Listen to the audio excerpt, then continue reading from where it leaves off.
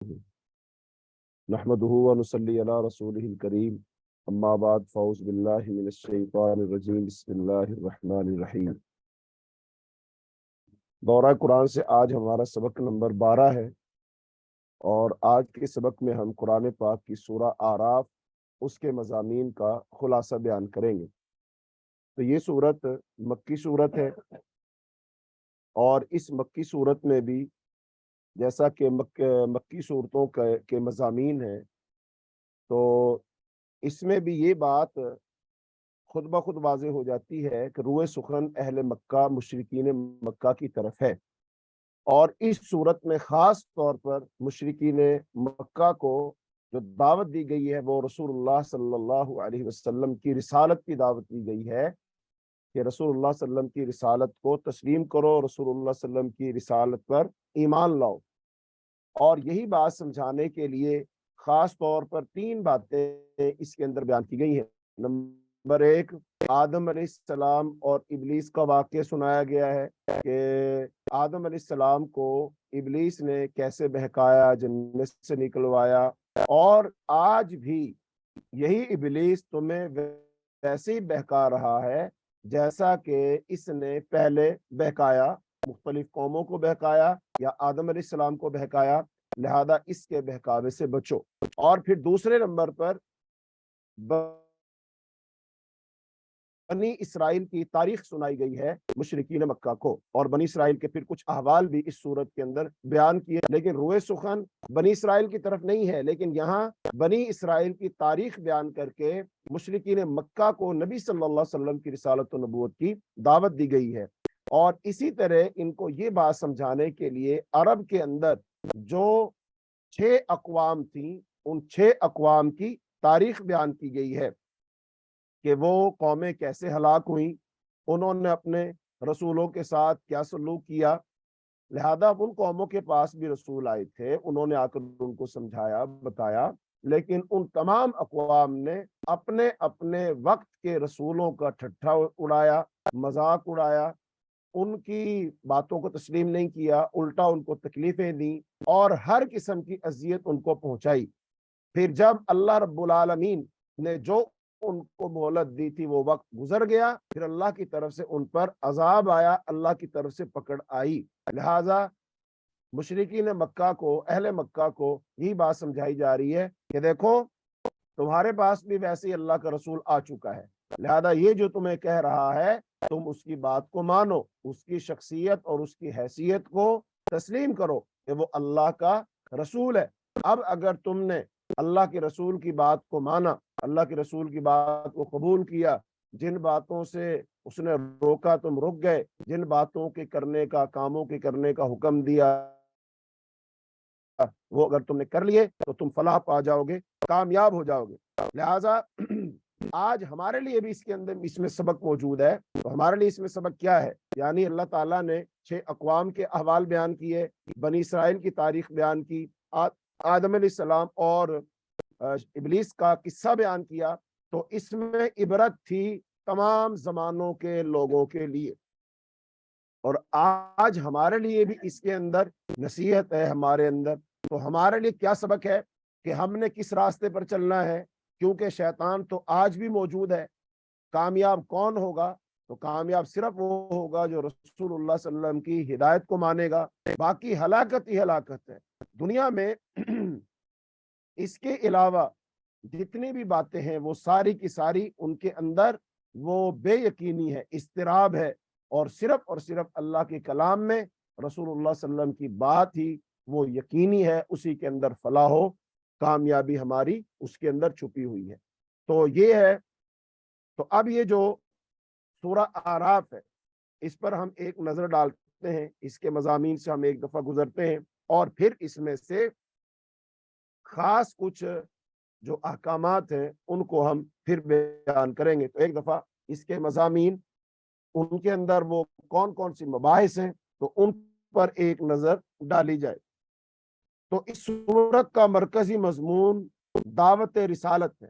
ساری گفتگو کا مدعا یہ ہے کہ مخاطبوں کو خدا کے فرستادہ پیغمبر کی پیروی اختیار کرنے پر آمادہ کیا جائے، لیکن اس دعوت میں انذار، تنبیہ اور ڈرانے کا رنگ زیادہ نمایاں پایا جاتا ہے، کیونکہ لوگ مخاطب ہیں یعنی اہل مکہ، انہیں سمجھاتے سمجھاتے ایک طویل زمانہ گزر چکا ہے اور ان کی گراں گوشی، ہٹ دھرمی اور مخالفانہ ضد اس حد کو پہنچ چکی ہے کہ ان قریب پیغمبر کو ان سے مخاطبت بند کر کے دوسروں کی طرف رجوع کرنے کا حکم ملنے والا ہے۔ یعنی اب مکہ سے ہجرت کر کے مدینہ منورہ جانے کا وقت قریب آ رہا ہے، تو لہذا اس لیے اب ان کو آخری تحدید جو ہے نا، تنبیہ جو ہے، اس کے اندر جو ڈرانے کا انداز ہو بالکل واضح، اس میں شدت آ گئی۔ اس لیے تفہیمی انذار میں قبول رسالت کی دعوت دینے کے ساتھ ان کو یہ بھی بتایا جا رہا ہے کہ جو روش تم نے اپنے پیغمبر کے مقابلے میں اختیار کر رکھی ہے، ایسی ہی روش تم سے پہلے کی قومیں اپنے پیغمبروں کے مقابلے میں اختیار کر کے بہت برا انجام دیکھ چکی ہیں۔ پھر چونکہ ان پر حجت تمام ہونے کے قریب آ گئی ہے، اس لیے تقریر کے آخری حصے میں دعوت کا رخ ان سے ہٹ کر اہل کتاب کی طرف پھر گیا ہے، یعنی یہود و نصارہ کی طرف، اور ایک جگہ تمام دنیا کے لوگوں سے عام خطاب بھی کیا ہے، جو اس بات کی علامت ہے کہ اب ہجرت قریب ہے، اور وہ دور جس میں نبی صلی اللہ علیہ وسلم کے خطاب تمام تر اپنے قریب کے لوگوں سے ہوا کرتا ہے، وہ ہوگا، اور وہ وقت قریب آ گیا ہے۔ دوران تقریر میں چونکہ خطاب کا رخ یہود کی طرف بھی پھر گیا ہے، اس لیے ساتھ ساتھ دعوت رسالت کے اس پہلو کو بھی واضح کر دیا گیا ہے کہ پیغمبر پر ایمان لانے کے بعد اس کے ساتھ منافقانہ روش اختیار کرنے اور سم و طاعت کا عہد استوار کرنے کے بعد اسے توڑ دینے اور حق و باطل کی تمیز سے واقف ہو جانے کے بعد باطل پرستی میں مستغرق رہنے کا انجام کیا ہے۔ سورت کے آخر میں نبی صلی اللہ علیہ وسلم اور آپ کے صحابہ کو حکمت تبلیغ کے متعلق چند اہم ہدایات دی گئی ہیں، اور خصوصیت کے ساتھ انہیں نصیحت کی گئی ہے کہ مخالفین کی اشتعال انگیزیوں اور چیرہ دستیوں کے مقابلہ میں صبر و ضبط سے کام لیں، اور جذبات کے ہیجان میں مبتلا ہو کر کوئی ایسا اقدام نہ کریں جو اصل مقصد کو نقصان پہنچانے والا ہو۔ تو اس سورہ مبارکہ کا آغاز رسول اللہ صلی اللہ علیہ وسلم کو تسلی دینے سے ہوتا ہے کہ آپ کی ذمہ داری صرف یہ ہے کہ لوگوں کو اس کتاب کے ذریعے سے ہوشیار کریں تاکہ ان پر اللہ کی حجت قائم ہو جائے۔ آپ کی ذمہ داری نہیں کہ لوگ اسے قبول بھی کریں۔ اللہ پاک نے فرمایا الف لام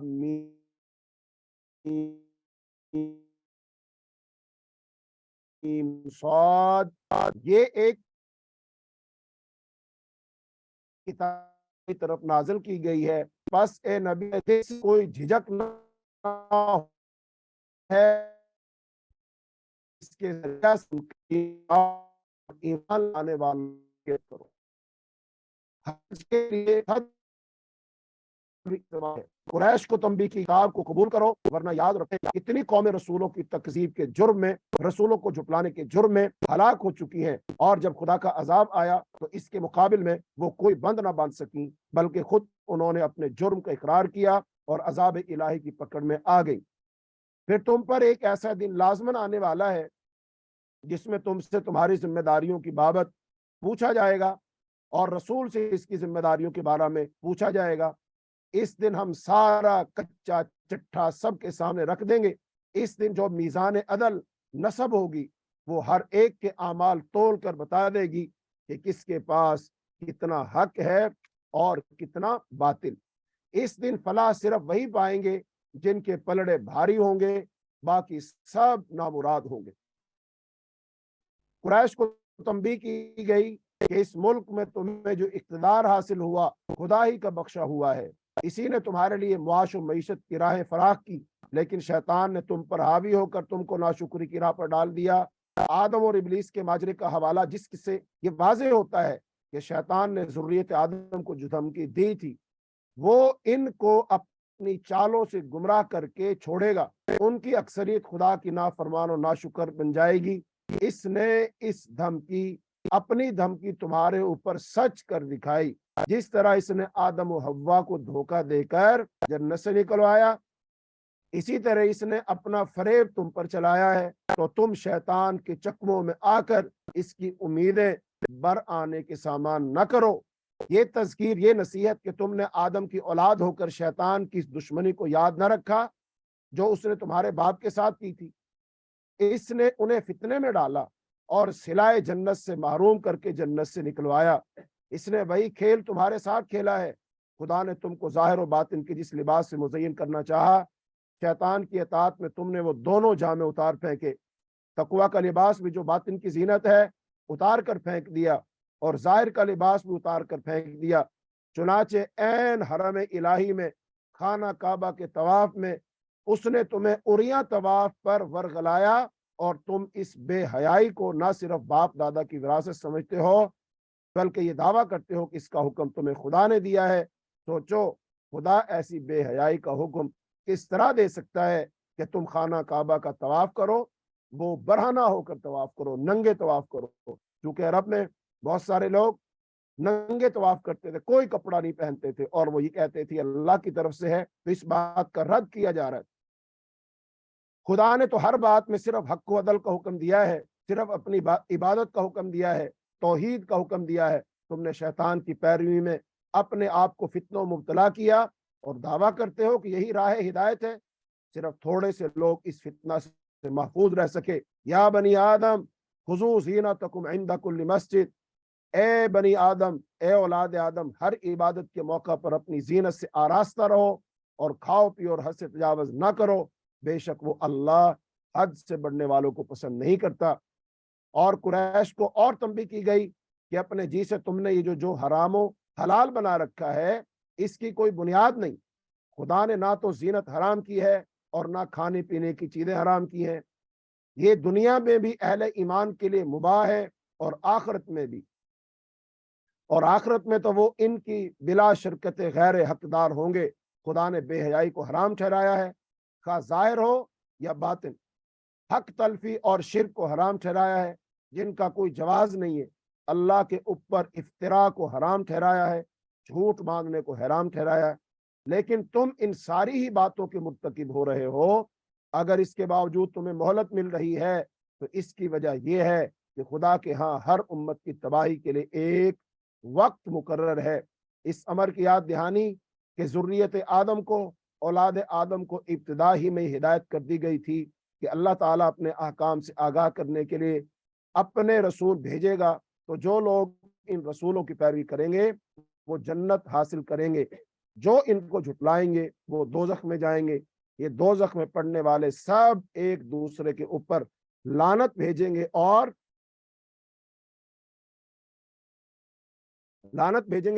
किसी तरह दोजख से निकलना इनको नसीब नहीं होगा। बस दोजख की आग ही इनका ओढ़ना बिछोना बनेगी।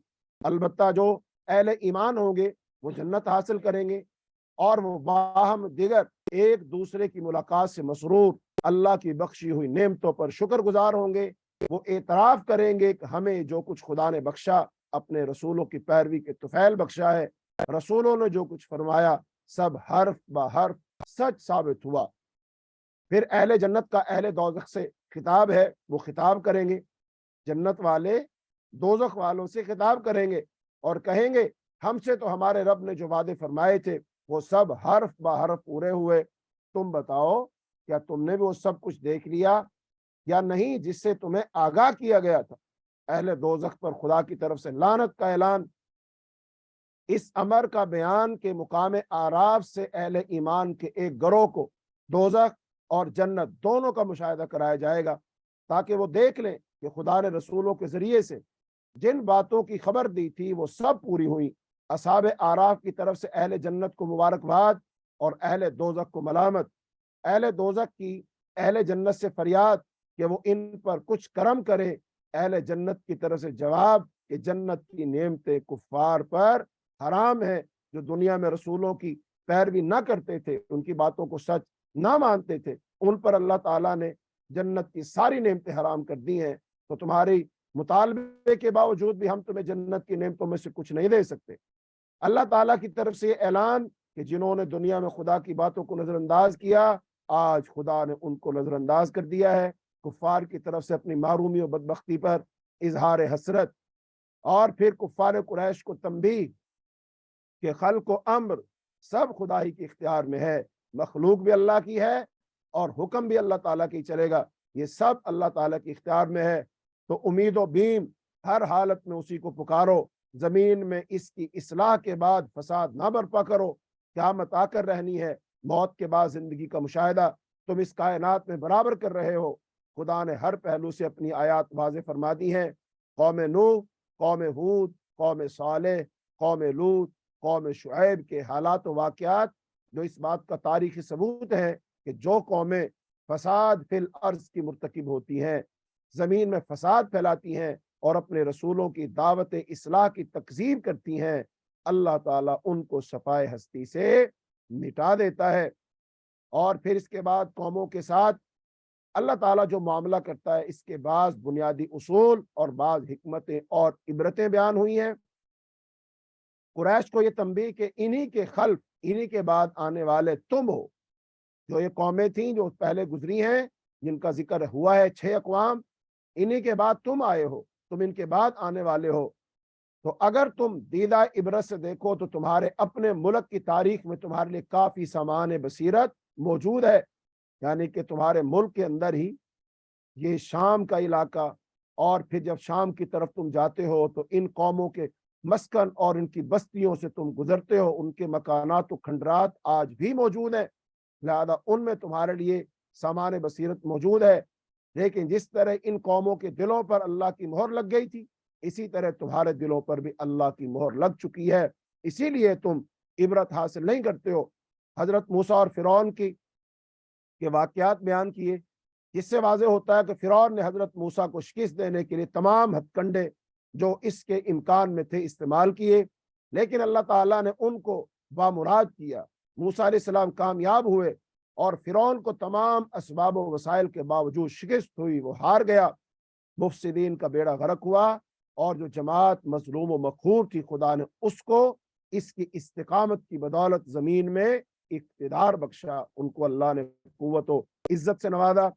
پھر اس کے بعد بنی اسرائیل کی تاریخ کے تمام ادوار پر ایک جامع تبصرہ ہے، جس سے واضح ہوتا ہے کہ اللہ تعالیٰ نے ان پر ہمیشہ بڑے بڑے کرم فرمائے، لیکن انہوں نے شروع سے لے کر اب تک ہمیشہ خدا کے انعامات کی ناقدری کی، اور کسی تذکیر و تنبیہ سے بھی کوئی پائیدار فائدہ نہیں اٹھایا، اور اب بھی ان کی روش وہی ہے۔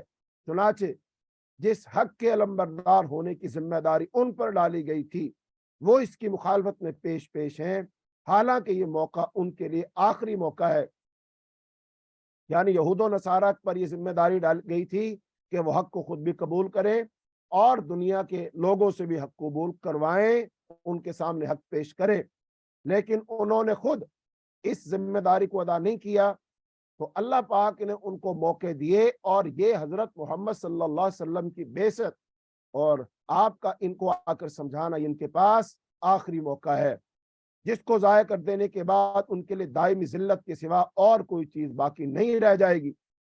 اور خاتمہ سورت کے اختتام میں قریش کے عہد فطرت کی یاد دہانی ان کو کروائی گئی ہے، اور بنی اسرائیل کے حالات سے عبرت حاصل کرنے کی دعوت دی گئی ہے۔ پھر ان کو عذاب الہی کی دھمکی دی گئی ہے اور خبردار کیا گیا ہے کہ جب اللہ کی پکڑ میں آ جاؤ گے تو تمہارے یہ اولیاء، تمہارے یہ بت جو تم نے گھڑ رکھے تمہارے کچھ کام نہیں آئیں گے۔ آخر میں حضرت محمد صلی اللہ علیہ وسلم کو صبر، اعراض اور ہر آن یاد الہی کے ساتھ وابستہ رہنے کی ہدایت کی گئی ہے۔ یہ ہے سورہ آراف پر ایک سرسری نظر۔ اب ہم اس پر تھوڑی سی تفصیلی نظر ڈالیں گے اور تفصیلی تھوڑی سی بحث کریں گے اس پر۔ تو اب اس سورت کا جو مرکزی مضمون ہوگا، جس کے گرد یہ ساری سورت گھومے گی، آدم اور ابلیس کا واقعہ سنا کر، اسی طرح سابقہ 6 اقوام، ان کے پیغمبر، ان کے گناہ اور ان کی تباہی و بربادی کو بیان کرنا، اور پھر بنی اسرائیل کے حالات اور ان کی سرکشی اور بغاوت، اس سب کو بیان کرنے کا مقصد صرف اور صرف یہ ہے کہ مشرکین مکہ کو یہ بات سمجھائی جائے کہ اللہ تعالیٰ اس کائنات کا خالق و مالک ہے اور اس کے قاعدے اور قانون اور اس کے فیصلے اٹل ہیں۔ تو اللہ تعالیٰ کے دو قانون ہیں بڑے بڑے۔ ایک قانون یہ ہے قانون ہلاکت اقوام، کہ اللہ تعالیٰ قوموں کو ایک خاص وقت دیتا ہے، اگر تو وہ اس خاص وقت میں سنبھل جائیں۔ ہر قوم کو اللہ ایک عمر دیتا ہے، جیسے ایک انسان کو عمر ملتی ہے، جیسے ایک حیوان کو عمر ملتی ہے، جیسے ایک درخت کو عمر ملتی ہے، ویسے اللہ ایک قوم کو بھی عمر دیتا ہے، وقت دیتا ہے۔ اب اگر وہ قوم اپنی اس عمر میں، اپنے اس وقت میں سنبھل جائے تو سنبھل جائے، وگرنہ پھر اللہ تعالیٰ عذاب بھیجتا ہے اور اللہ اس قوم کو ہلاک کر دیتا ہے۔ تو جو اس میں نیک لوگ ہوتے ہیں، صالح لوگ ہوتے ہیں، فرما بردار لوگ ہوتے ہیں، وہ باقی رہ جاتے ہیں، اللہ انہیں بچا لیتا ہے، اور باقی سب کو اللہ ہلاک کر دیتا ہے۔ اللہ کا ایک قانون یہ ہے۔ اور دوسرا اللہ کا قانون یہ ہے قانون استبدال قوم، کہ اللہ تعالیٰ ایک قوم کو ہلاک کر دیتا ہے، پھر اللہ تعالیٰ اس کی جگہ دوسری قوم کو لے آتا ہے، پھر اللہ تعالیٰ وہی ذمہ داری اس قوم کو دیتا ہے، اور پھر دیکھتا ہے یہ قوم اس ذمہ داری کو پورا کرتی ہے یا نہیں کرتی ہے۔ تو قانون ہلاکت اقوام اور قانون استبدال اقوام کے اصول کو سمجھانے کے لیے اللہ پاک نے 6 اقوام کا تذکرہ کیا، اور یہ 6 اقوام کا تذکرہ کر کے اب یہ بات کس کو سمجھانی مقصود ہے؟ خاص طور پر یہ مشرکین مکہ کو بات سمجھائی جا رہی، یہ ان کو سمجھانا ہے خاص طور پر، اور پھر عام طور پر قیامت تک کے آنے والے تمام انسانوں کو یہ بات سمجھا دی گئی ہے کہ اگر کامیاب ہونا چاہتے ہو، فلاح چاہتے ہو، اللہ کی رضا چاہتے ہو، خوشنودی چاہتے ہو، پھر ایک ہی اصول ہے کہ جو اللہ کا رسول تمہاری طرف مبعوث کیا گیا اس کی اطاعت کرو، فرما برداری کرو، جن کاموں سے اس نے روک دیا ان کاموں سے رک جاؤ، جن کاموں کے کرنے کا حکم دیا ان کاموں کو بجا لاؤ، اور اللہ تعالیٰ کی ذات صفات اور صفات کے تقاضوں میں کسی کو شریک مت کرو۔ اللہ تعالیٰ کی حقیقی سچی صحیح معرفت اور پہچان حاصل کرو۔ اگر تم نے کر لیا کامیاب ہو جاؤ گے، اور اگر نہ کیا، پہلی قوموں کو اللہ نے ہلاک کیا، تمہیں بھی اللہ ہلاک کر دے گا۔ تو 6 اقوام کی ہلاکت سے عبرت حاصل کرنے اور توحید کا اثبات اور شرک کا ابطال کرتے ہوئے آخری رسول محمد صلی اللہ علیہ وسلم پر ایمان لانے کی دعوت دی گئی ہے۔ یہ ایک بات اس سورت کا مرکزی مضمون ہے، یہی بات سمجھانے کے لیے ساری باتیں وہ بیان کی جائیں۔ اب اس حوالے سے ایک بات یہ سمجھیے کہ اس سورت کا زمانہ نزول کیا ہے، کس زمانے میں نازل ہوئی؟ تو اس سورت کا زمانہ نزول ہے 11 نبوی سے لے کر 13 نبوی، تو یہ ہجرت سے پہلے کا واقعہ۔ اب ظاہر بات ہے رسول اللہ صلی اللہ علیہ وسلم کو دعوت دیتے ہوئے، مکے والوں کو سمجھاتے ہوئے ایک لمبا عرصہ بیت گیا، تقریباً 11 سال 12 سال بیت چکے۔ اچھا، اب اس عرصے میں مشرکین مکہ کی طرف سے رسول اللہ صلی اللہ علیہ وسلم کو جس مزاحمت کا سامنا کرنا پڑا اس کی مختلف شکلیں، آپ کو تکلیف بھی دی گئی، آپ کا مذاق بھی اڑایا گیا، آپ پر بہتان بھی لگایا گیا، اور آپ کے صحابہ کرام کو مارا پیٹا بھی گیا، قتل بھی کیا گیا، پھر صحابہ کرام کو ہجرت کرنی پڑی، حبشہ کی طرف گئے، یہ ساری باتیں۔ تو لہذا اس میں رسول اللہ صلی اللہ علیہ وسلم کو بھی تسلی دی جا رہی ہے اور صحابہ کرام کو بھی تسلی دی جا رہی ہے۔ وہ تسلی کیا ہے؟ وہ تسلی یہ ہے کہ دیکھو، تم یہ مت سمجھنا تمہارے ساتھ جو کچھ ہو رہا ہے اللہ اس سے بے خبر ہے، اللہ کو اس کا پتہ نہیں ہے، یا اللہ تعالیٰ تمہاری حمایت نہیں کرے گا، یا اللہ تعالیٰ ان کفار کو سزا نہیں دے گا، یہ مت سمجھنا۔ بس ہر ایک کا نا ایک امتحان ہے، یہ زندگی ساری کی ساری امتحان ہے، وہ بھی ایک امتحان سے گزر رہے، آپ لوگ بھی امتحان سے گزر رہے، وہ ناکام ہو رہے اور آپ نے کامیاب ہونا ہے۔ اللہ نے موت و حیات کو بنائے اس لیے ایک اللہ تعالیٰ امتحان لے سکے اچھے عمل کرنے والا کون ہے؟ جیسا کہ اللہ نے سورہ ملک میں فرمایا تبارک الذی بیدہ الملک وعلی کل شیء قدیر الذی خلقکم احسن عملا۔ اللہ صرف یہ دیکھنا چاہتا ہے کہ اچھے عمل کرنے والا کون ہے۔ لہذا یہ وہ زمانہ ہے جب رسول اللہ صلی اللہ علیہ وسلم کے قتل کے منصوبے ہو رہے تھے۔ قریش مکہ کو قوموں کی ہلاکت کی تاریخ اور اس کے اسباب بتا کر تنبیہ کی گئی کہ ان کا انجام بھی ہلاکت ہو سکتا ہے۔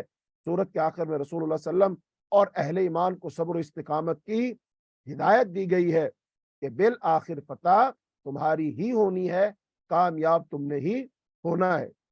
لہذا اب اس میں سورت میں ہلاکت اقوام سے عبرت، تو اللہ تعالیٰ نے قوموں کی تاریخ تھوڑی تھوڑی بیان کرتی ہے، اور آیت نمبر 4 میں یہ بات ارشاد فرمائی ہے کہ قوموں کی تاریخ ہلاکت سے عبرت حاصل کرنے کا مشورہ دیا گیا ہے۔ اللہ تعالیٰ نے انہیں اچانک ہلاک کیا جب وہ سو رہے تھے یا دن میں قیلولہ کر رہے تھے۔ آیت نمبر 4 میں فرمایا وَكَمْ مِنْ قَرْيَةٍ أَهْلَكْنَاهَا فَجَاءَهَا بَأْسُنَا بَيَاتًا أَوْ هُمْ قَائِلُونَ۔ پھر مندرجہ ذیل 6 قوموں کی ہلاکت کا ذکر کیا گیا، ان کے جرائم بھی گنوائے گئے اور طریقہ ہلاکت کی وضاحت بھی کی گئی۔ قوم نوح کی ہلاکت 3500 سال قبل مسیح قوم نوح کو ان کی تکذیب کے جرم میں غرق کیا گیا۔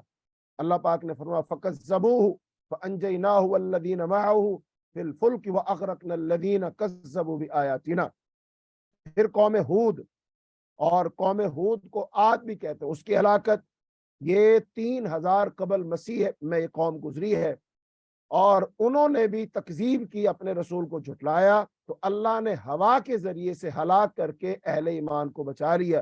فرمایا فَأَنْجَيْنَاهُ وَالَّذِينَ مَعَهُ بِرَحْمَةٍ مِنَّا وَقَطَعْنَا دَابِرَ الَّذِينَ كَذَّبُوا بِآيَاتِنَا۔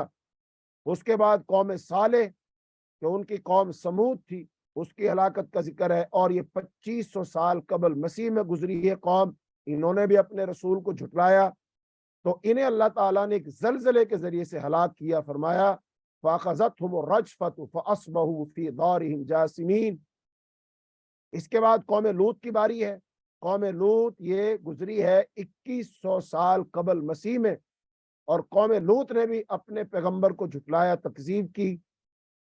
اللہ نے ان پر آسمانوں سے پتھروں کی بارش نازل فرمائی، تو اللہ پاک نے تذکرہ کیا وَأَمْطَرْنَا عَلَيْهِمْ مَطَرًا فَانظُرْ كَيْفَ كَانَ عَاقِبَةُ الْمُجْرِمِينَ۔ پھر قوم شعیب کی ہلاکت کا تذکرہ ہے، جو 1400 سال قبل مسیح میں قوم شعیب کو ان کی تکذیب کے جرم میں زلزلے کے ذریعے سے ہلاک کیا گیا۔ فرمایا وَأَخَذَتْهُمُ الرَّجْفَةُ فَأَصْبَحُوا فِي دَارِهِمْ جَاثِمِينَ۔ اور پھر تذکرہ کیا آل فرعون کی ہلاکت کا۔ عیسیٰ علیہ السلام کی پیدائش سے 1300 سال پہلے قوم گزری، تو قوم موسیٰ کو ان کی تکذیب کے جرم میں غرق کر کے ہلاک کیا گیا۔ فرمایا اللہ تعالیٰ نے آیت نمبر 136 میں فَانْتَقَمْنَا مِنْهُمْ فَأَغْرَقْنَاهُمْ فِي الْيَمِّ بِأَنَّهُمْ كَذَّبُوا بِآيَاتِنَا وَكَانُوا عَنْهَا غَافِلِينَ۔ اب ان 6 قوموں کا تذکرہ کر کے اللہ پاک نے ایک ہی جرم کیا خاص طور پر، کہ انہوں نے اپنے رسول کو جھٹلایا، اپنے رسول کی تکذیب کی۔ تو اب یہ بات کس کو سمجھائی جا رہی ہے؟ مشرکین مکہ کو، کہ دیکھو 6 قومیں، اور 6 قوموں کی 6 قوموں نے اپنے رسول کو جھٹلا دیا۔ جب انہوں نے اپنے رسول کی تکذیب کی، اس کو جھوٹا کہا، پھر کیا ہوا؟ اللہ نے ان کو ہلاک کر دیا۔ اب دیکھیے اللہ پاک کیسے ہلاک کرتا ہے۔ 2 قوموں کو اللہ نے پانی کے ذریعے ہلاک کیے، جو نیچے سے آتا ہے عذاب، اور پھر اللہ تعالیٰ نے 2 قوموں کو ہلاک کیا زلزلے کے ذریعے سے، اور پھر اللہ نے ایک قوم کو ہلاک کیا ہوا کے ذریعے سے، اور ایک کو ہلاک کیا آسمان سے پتھروں کی بارش کر کے۔ تو یہ جرم ایک ہے، رسول کی اطاعت فرمانبرداری نہ کرنا۔ اب اس میں کس کو سمجھائی جا رہی ہے بات؟ خاص طور پر مشرکین مکہ کو۔ اے مکہ والو، ان قوموں کے حالات دیکھو، وہ قومیں بڑی طاقتور تھیں، بڑی مضبوط تھیں، ان کے پاس بڑے وسائل تھے، اور انہیں اپنے اوپر بڑا ناز تھا، ان کے قد کاٹ بہت بڑے تھے، وہ تو پہاڑوں کو کھود کھود کر گھر بنایا کرتے تھے، اور ताकत و कुव्वत के नशे में जमीन पर पांव मार कर कहते थे कौन है हमसे ताकतवर, कौन हमारा मुकाबला करेगा। तो ये तकब्बुर और ये गुरूर खाक में मिल गया, मिट गए सब। जुर्म क्या था? अपने रसूल की बात ना मानना, रसूल की अताअत ना करना, रसूल को झुटलाना। तो ए मक्के वालों, तुम भी एक कौम हो, तुम्हारे पास भी रसूल आ चुका है, तुम भी रसूल को झुटला रहे हो, तो लिहाजा तुम्हारा इंजाम भी यही होगा। देख लो उन नबियों के साथ वो लोग जिन्होंने उनकी बात मानी, उनको ना झुटलाया, बिलाखिर वो कामयाब हो गए, अल्लाह ने उनको बचा लिया। यहां भी यही कानून चलेगा, तुम्हारे ऊपर भी अल्लाह का यही कानून चलेगा, इस्तिबदाल अक़वाम। और अल्लाह का कानून है जो हलाकत है ना, हलाक करने का अल्लाह का जो कानून तुम पर भी वही लागू हो। लिहाजा समझ जाओ, होश के नाखुन लो, बेदार हो जाओ, ये सरकशी और बगावत छोड़ दो, रसूल की मुखालफत छोड़ दो, अताअत कर लो। मक्के वालों को ये बात समझाई। और इसके साथ साथ हम लोग आज जिंदा हैं, हम हो या फिर आने वाले, हमारे बाद आने वाले जो लोग होंगे, उनके लिए भी अल्लाह का कानून यही। हम अगर अल्लाह के रसूल की हदीसें हम तक पहुंच चुकी, उनकी अताअत करेंगे। रसूलुल्लाह सल्लल्लाहु अलैहि वसल्लम ने हदीसों के जरिए से वो मर्दों को या औरतों को जो अहकामात दिए, वो अहकामात खाने के हैं, पीने के हैं, लिबास के हैं, खुशी के हैं, गमी के हैं, तिजारत के हैं, मईशत के हैं, अल गर्ज, सारी की सारी जिंदगी गुजारने के जो अहकामात दिए, आज भी अगर हम उनकी अताअत करेंगे, हम मानेंगे, अल्लाह ताला हमें सुरखुरू कर देगा, अल्लाह हमें कामयाब कर देगा। और अगर हमने पिछली अक़वाम की तरह, मुशरिकीन मक्का की तरह, यहूदो नसारा की तरह रसूलों की बातों को ना माना, मुनाफिकत का हमने इजहार किया, जो चीज अच्छी लगी मान ली, जो चीज अच्छी ना लगी ना मानी, अगर हमने ये वतीरा अपनाया, तो अल्लाह ताला हम पर भी अजाब भेज देगा, अल्लाह हमें भी हलाक कर देगा, अल्लाह हम पर भी सख्ती कर देगा, अल्लाह हमारी रोजी को भी तंग कर देगा। ये अल्लाह का कानून हमेशा से और हमेशा रहेगा, इससे कोई मुस्तस्ना नहीं है। हत्ता के रसूलुल्लाह सल्लल्लाहु अलैहि वसल्लम ने अपनी बेटी से फरमाया था, या फातिमा बिन्त मोहम्मद, ए मोहम्मद की बेटी फातिमा, यानी ए मेरी बेटी फातिमा, दुनिया में अगर कुछ चाहिए जो मेरे पास है उसमें से ले लो, लेकिन याद रखना क़यामत के दिन तेरा बाप तेरे काम नहीं आएगा, क़यामत के दिन तेरे आमाल ही तेरे काम आए। फिर आपने अपनी फूफी से कहा, या सफिया बिन्त अब्दुल मुत्तलिब, ए अब्दुल मुत्तलिब की बेटी सफिया, ए मेरी फूफी जान, दुनिया में जो कुछ चाहिए मेरे पास से ले लो, आखिरत में आपके अमाल ही आपके काम आएंगे। अल्लाह ने फरमाया, अल्लाह ताज़िरु वाज़िरतुन विज़रा उख़रा, क़यामत के दिन कोई जान किसी जान का बोझ नहीं उठाएगी। वहां पर तो सब भाग रहे होंगे, यौम यफ़िर्रुल मर्उ मिन अख़ीही व उम्मिही व अबीही व साहिबतिही व बनीही लिकुल्लि इम्रिइन मिनहुम यौमइज़िन शअनुन युग़नीही। कोई किसी के काम नहीं आएगा, लिहाजा खुद यहाँ पर अताअत करो, फरमाबरदारी करो, अल्लाह की बात मानो, तो अल्लाह ताला तुम्हें दुनियावी अजाबों से बचा लेगा, फिर अल्लाह कब्र के अजाब से बचा लेगा, फिर अल्लाह हशर के अजाब से बचा लेगा, पुल सिरात से बचा लेगा, जहन्नम से बचा लेगा और अपनी जन्नत में दाखिल कर देगा। और यही अबदी कामयाबी है। फरमाया, वमन ज़ुहज़िया अनिन नार व उदखिलल जन्नत फ़क़द फ़ाज़, जो जहन्नम से बचा लिया गया और जन्नत में दाखिल कर दिया गया, सिर्फ वो कामयाब। अब जहन्नम से बचने का और जन्नत में जाने का एक असूल है, अल्लाह और उसके रसूल की अताअत करो, फरमाबरदारी करो, तो जो करेगा अल्लाह ताला उसको सुरखुरू कर देगा। इसके बाद अल्लाह पाक ने मुशरिकीन मक्का को खास तौर पर ये बात समझाने के लिए और फिर सारे जहान को समझाने के लिए, क़यामत तक के आने वाले इंसानों को समझाने के लिए, अल्लाह पाक ने आदम अलैहिस्सलाम का वाक़या बयान किया है कि सूरह आराफ में हजरत आदम और इब्लीस की कशमकश की दास्तान का तफसीली तज़किरा है। तो अब शैतान ने आदम अलैहिस्सलाम को कैसे बहकाया था, तो वो अल्लाह पाक ने फरमाया, इब्लीस ने हजरत आदम अलैहिस्सलाम को सजदा करने से इनकार किया, लम यकुन मिनस साजिदीन, वो सजदा करने वालों में से ना हुआ। उसने ऐसा क्यों किया? इब्लीस समझता था कि मैं आदम से बेहतर हूं, वो मिट्टी से पैदा किया गया है اور میں آگ سے، یہی وہ تکبر ہے جو مخلوق کو لے ڈوبتا ہے۔ تو شیطان نے کہا انا خیر منہ خلقتنی من نار وخلقتہ من طین، میں اس سے بہتر ہوں، مجھے آگ سے پیدا کیا اور اس کو مٹی سے۔ اسے پتا چلا آدم خاکی ہے اور جو شیطان ہے، جو جنات ہیں، وہ ناری ہیں۔ لیکن یہاں پر بھی ہمارے بہت سارے مسلمانوں کو شیطان نے دھوکے میں ڈالا، وہ کہتے ہیں نہیں، انبیاء جو ہوتے ہیں نا وہ نوری ہوتے ہیں۔ نہ بھائی، انبیاء آدم علیہ السلام کی اولاد ہے اور آدم علیہ السلام مٹی سے بنائے گئے، تو لہذا انبیاء بھی آدم کی اولاد ہے، وہ مٹی سے بنائے گئے، وہ سب خاکی ہیں، وہ سب بشر ہیں، وہ سب آدمی ہیں۔ بہرحال ابلیس کے طریقہ واردات کی وضاحت کی گئی کہ وہ وسوسوں کے ذریعے سے گمراہ کرتا ہے، بے لباس کرتا ہے، بے شرمی پر اکساتا ہے۔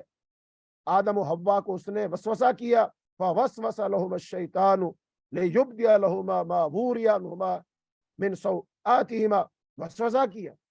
آج بھی شیطان یہی وسوسہ اندازی کرتا ہے، مرد کو عورت کے سامنے، عورت کو مرد کے سامنے ننگا کرتا ہوں۔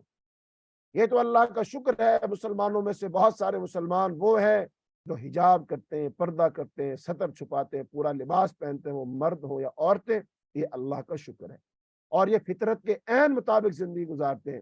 باقی دنیا میں بے حیائی ہے، بے پردگی ہے، مرد جو بھی ننگا ہونا چاہتا ہے، عورت کو وہ ننگا دیکھنا چاہتا ہے، عورت ننگی ہونا چاہتی ہے، لہذا لوگ برہنہ پھرتے ہیں اور اس کو وہ آزادی کا نام دیتے ہیں، اس کو تہذیب کا نام دیتے ہیں، اس کو وہ خوبصورتی کا نام دیتے ہیں۔ اب جو اللہ کے اصول و ضوابط کو توڑ کر کوئی شخص اپنے لیے سکون اور سرور اور خوشی اور آزادی ڈھونڈے گا، سمجھ لیجئے وہ شیطان کا شکار ہو چکا، شیطان نے اس کو گمراہ کر دیا۔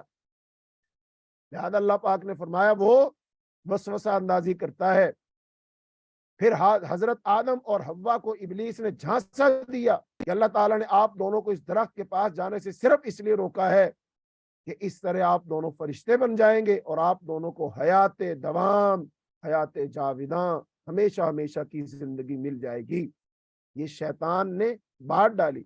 فرمایا اللہ پاک نے اس کا قول نقل کیے، ما نہاکما ربکما ان ہذہ الشجرۃ الا ان تکونا ملکین او تکونا من الخالدین۔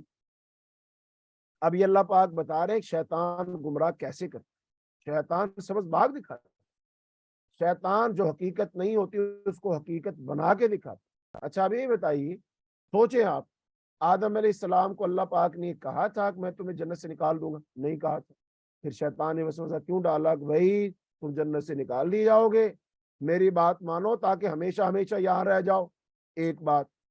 دوسری بات، آدم علیہ السلام سے اللہ پاک نے کب کہا تھا تم کمتر ہو اور فرشتے افضل ہوتے ہیں؟ یہ تو اللہ نے کہا ہی نہیں، بلکہ اس کے الٹ معاملہ ہوا تھا۔ کیا؟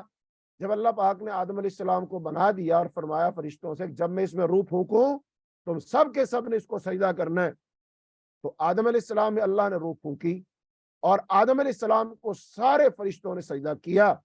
اب لہذا اس میں کس کو عزت دی جا رہی ہے؟ عزت تو آدم کو مل رہی ہے، برتری تو آدم کو مل رہی ہے، سجدہ تو آدم کو ہو رہا ہے اور یہ تعظیمی سجدہ ہے اور یہ اللہ نے حکم دیا، لہذا آدم تو پہلے ہی افضل ہے۔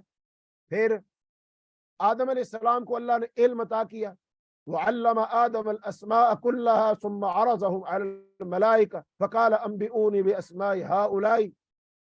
آدم علیہ السلام کو اللہ نے علم سکھایا، فرشتوں کو نہیں سکھایا۔ پھر اللہ نے فرشتوں سے کہا بتاؤ ان چیزوں کے بارے میں نام بتاؤ، انہوں نے کہا یا اللہ ہمیں تو نہیں پتا، سبحانک لا علم لنا الا ما علمتنا، ہمیں تو صرف اتنا ہی پتا جتنا تو ہمیں سکھائے۔ پھر اللہ پاک نے آدم علیہ السلام سے کہا ان کے نام ان کو بتاؤ، تو بتا دیے۔ اس مقابلے میں کون جیتا؟ آدم جیتا۔ اچھا جیتا کیسے؟ جیتا نہیں، جتوایا ہے۔ کیا جتوایا ہے؟ وہ علم اللہ نے آدم کو دیا اور فرشتوں کو نہ دیا، اس کا مطلب اللہ علم دے رہا ہے، تو وجہ فضیلت علم ہے، اللہ نے جو علم دیا ہے، تو اس کا مطلب آدم کو تو علم ملا ہے، آدم تو پہلے ہی افضل ہے، آدم تو مسجود ملائکہ ہے، باقی سب کو اللہ نے کن کہہ کے بنایا، آدم علیہ السلام کو اللہ پاک نے اپنے ہاتھ سے بنایا۔ یہ ساری کی ساری آدم علیہ السلام کی فضیلتیں نہیں ہیں؟ پھر آدم علیہ السلام جنت میں نہیں تھے؟ بالکل تھے۔ لہذا شیطان کیسے وار کرتا ہے؟ وہ اپنی طرف سے مفروضے گھڑتا ہے. ان سے کہا فرشتے بہتر ہوتے ہیں، فرشتے بہتر ہوتے ہیں، لہذا میں تم سے کہتا ہوں یہ درخت کا پھل کھا لو، فرشتے بن جاؤ گے. اس کا مطلب آج بھی شیطان انسان کو اسی دھوکے میں ڈال رہا ہے کہ میں جیسے کروں وہ علم حاصل کرو، وہ چیز بناؤ، وہ چیز بناؤ، ایسے رہو ویسے رہو. یہ کرنے سے تم کیا کرو گے؟ اس زمین سے نکل جاؤ گے، زمین کو مسخر کر لو گے، چاند پہ قدم رکھ لو گے، سیاروں پر قدم رکھ لو گے. اچھا میں اب آپ سے پوچھوں، بتاؤ اس زمین کو مسخر کرنے کا اللہ نے ہمیں مشن دیا ہے؟ اللہ پاک نے چاند پر قدم رکھنے کا ہمیں مشن دیا ہے؟ اللہ ہم سے پوچھے گا تم نے اس زمین کے علاوہ کوئی اور زمین ڈھونڈی تھی؟ نہیں ڈھونڈی تھی. اللہ ہم سے پوچھے گا سمندر کی تہ میں کیا کچھ چھپا ہوا ہے، وہ تم نے ڈھونڈا نہیں ڈھونڈا، نکالا نہیں نکالا؟ ہم سے کہا جائے گا. اور قبر کے 3 سوال ہیں مرنے کے بعد جو ہم سے پوچھے جائیں گے: من ربو کا، من نبیو کا، ما دینو کا. تیرا رب کون ہے، تیرا نبی کون ہے، اور تیرا دین کیا ہے، ضابطہ حیات کیا ہے، زندگی کیسے گزاری ہے. یہ 3 سوال ہیں. ان 3 سوالوں میں تو یہ ہے ہی نہیں. اس کا مطلب انسان کا نصاب قرآن ہے اور اس نے ان 3 سوالوں کی تیاری کرنی ہے. لیکن شیطان نے ہمیں دھوکے میں ڈال دیا. لوگوں کو یہ نہیں پتا رب کون ہے، لوگ بھول چکے ہیں اللہ پاک کو. بہت سارے لوگ انکار کرتے ہیں کہ اللہ ہے نہیں. جب ان کو سمجھایا جاتا کہ نہیں اللہ ہے، کہتے ہیں بتاؤ کیسے اللہ ہے. یہ آگے بات پیچھے گزر بھی چکی ہے، آئے گی آگے. جیسے نمرود نے کہا تھا ابراہیم علیہ السلام سے، ابراہیم علیہ السلام نے کہا اللہ ہے. کہا اللہ کہاں ہے، کون ہے؟ کہا رب وہ ہے کہ جو زندہ کرتا ہے مارتا. اس نے کہا یہ تو میں بھی کر سکتا ہوں. پھر ابراہیم علیہ السلام نے کہا اللہ وہ ہے جو سورج کو مشرق سے نکالتا، تو ہے تو ذرا مغرب سے نکال کے دکھا. ایسے ہی جب ہم کہتے ہیں نا رزق اللہ دیتا ہے، شفا اللہ دیتا ہے، یہ نظام اللہ چلا رہا ہے، لوگ آگے کیا کہتے ہیں؟ کہتے ہیں نہیں نہیں، شفا تو ہم دیتے ہیں، ڈاکٹر شفا دیتا ہے. سارا کچھ ڈاکٹر کر رہا ہے، مشینیں آ چکی، چیک اپ ہو رہا ہے، مریض کی تشخیص ہو رہی ہے. بتاؤ کون سا مرض اس کا علاج نہیں ہو رہا؟ تو اس کا مطلب شفا تو انسان دیتا ہے. تو یہ غلط فہمی ہے. لوگ کہتے ہیں پرانا اصول ہے، پرانا ضابطہ ہے، پرانا قاعدہ ہے، یہ پرانی تھیوری ہے کہ اللہ شفا دیتا ہے. اللہ نہیں شفا دیتا، شفا ہم دیتے، انسان دیتا ہے. سائنس نے سب کچھ آسان کر دیا، مسئلہ حل. ہاں یہ دیکھو، علاج کروانے کے میں خلاف نہیں ہوں، سائنسی علوم پڑھنے کے میں خلاف نہیں ہوں، جدید علوم پڑھانے کے میں خلاف نہیں ہوں. لیکن میں کہہ رہا ہوں کہ جب ہمیں یہ لوگ اس طرف لے جائیں گے، سائنس ہمیں یہ بتائے گی کہ نہیں سارا کچھ انسان کر سکتا ہے، سارا کچھ انسان کے اختیار میں ہے، تو اس کا مطلب یہ ہوگا پھر اللہ کی تو ہمیں ضرورت ہی نہیں. اب انسانوں نے انسان پیدا کرنے کی کوشش کی اور اس میں وہ کامیاب کچھ حد تک. جانوروں میں تو ہو چکے، کلوننگ جو ہو رہی ہے. اب تو یہ تھا نا اللہ پیدا کرتا ہے، وہ کہتے نہیں نہیں ہم پیدا کرتے. میلے کو ہم نے اتنی بھیڑیں بنا دی، نہیں بنا دی. اور اب ہم انسان بنانے کے چکر میں وہ ٹیوب میں رکھیں گے انسان کا جرثومہ، اور وہ انسان بنانے کے چکر میں ماں کے رحم میں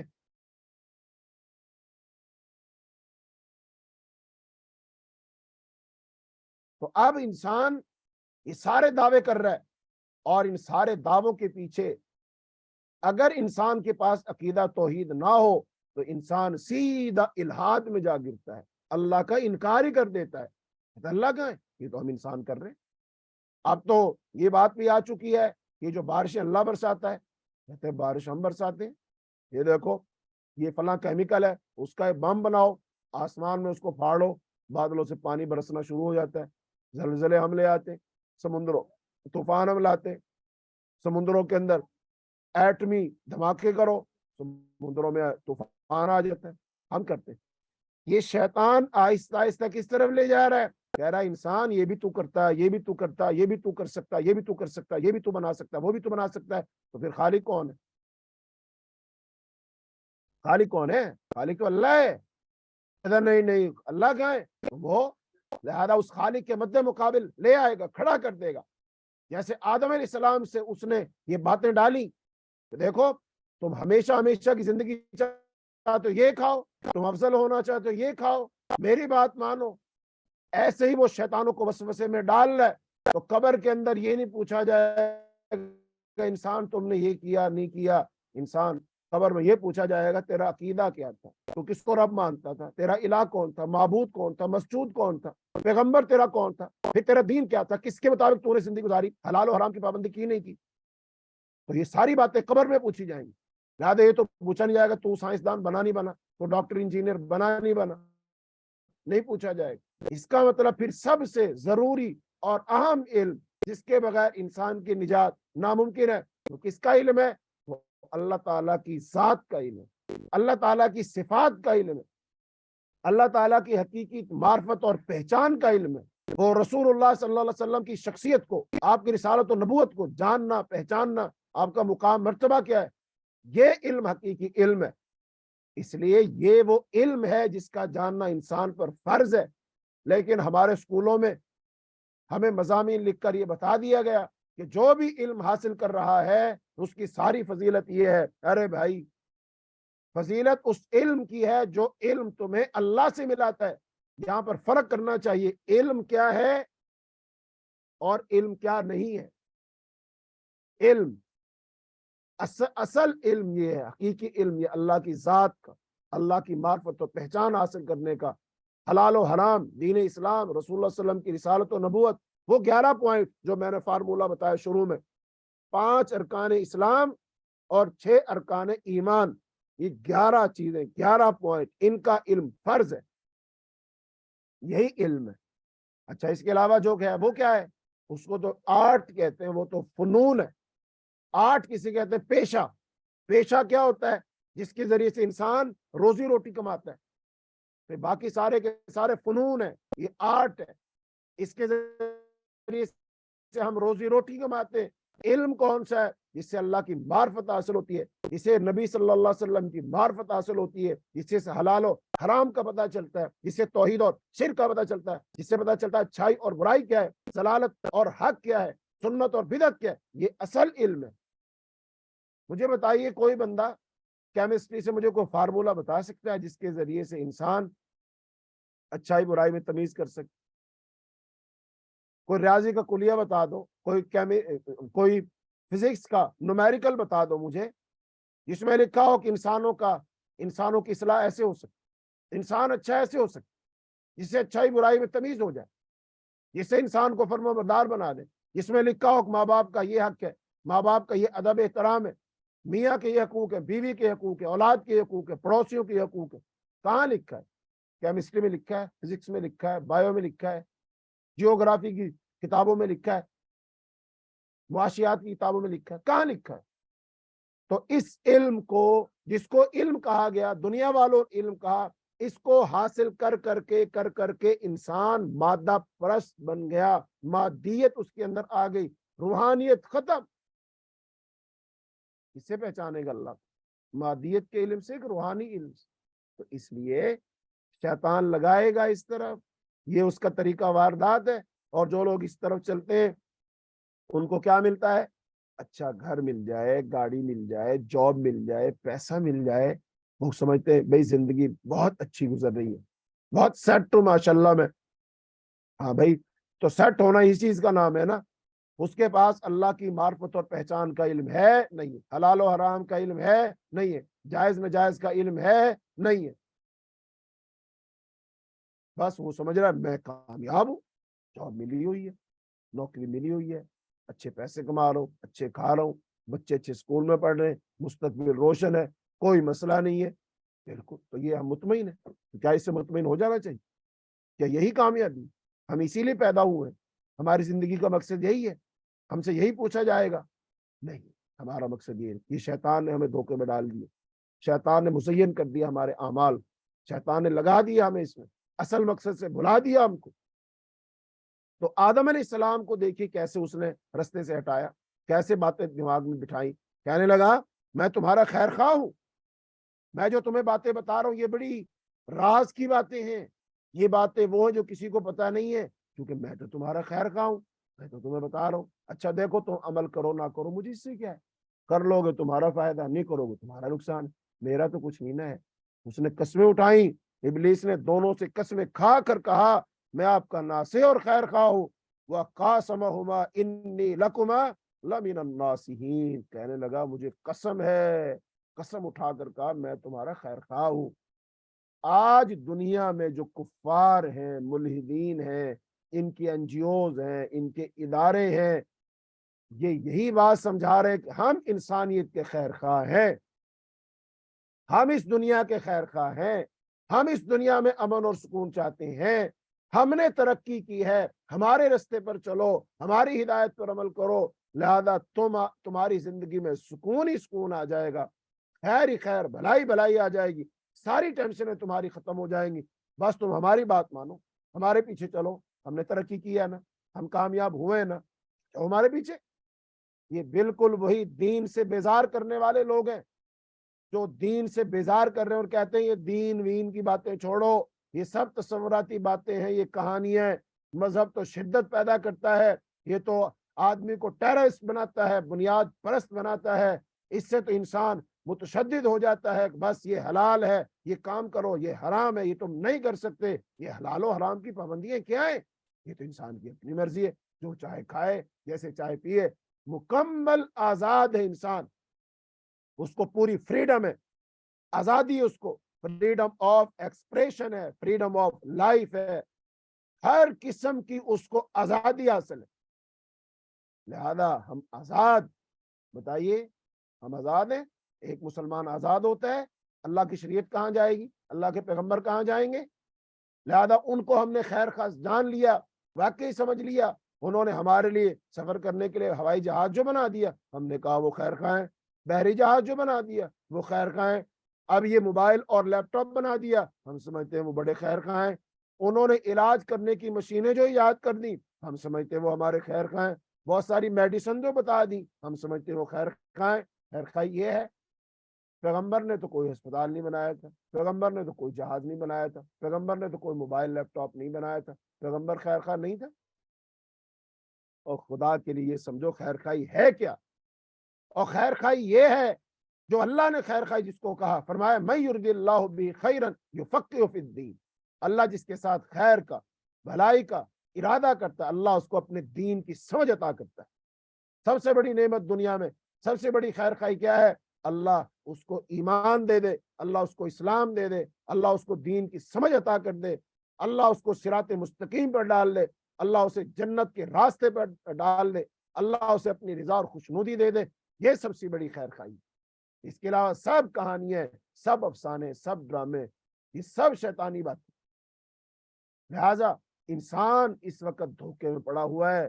اللہ تعالیٰ فرماتے ہیں بار بار فرماتے ہیں کہ بل تؤثرون الحیات الدنیا والآخرۃ خیر و ابقی، تم دنیا کی زندگی کو ترجیح دیتے ہو جبکہ آخرت بہتر بھی ہے، باقی رہنے والی۔